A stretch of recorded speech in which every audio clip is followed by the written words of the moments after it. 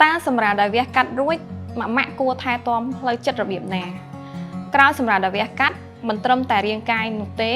ផ្លូវចិត្តក៏ត្រូវការមើលថែផងដែរម៉ាក់អាចធ្វើការ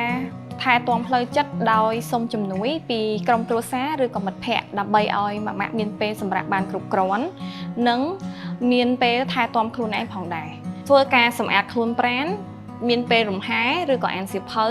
ភ្ជាប់ទំនាក់ទំនងជាមួយទៅនឹងសង្គមឬក៏មានទំនាក់ទំនងជាមួយម៉ាក់ដទៃទៀត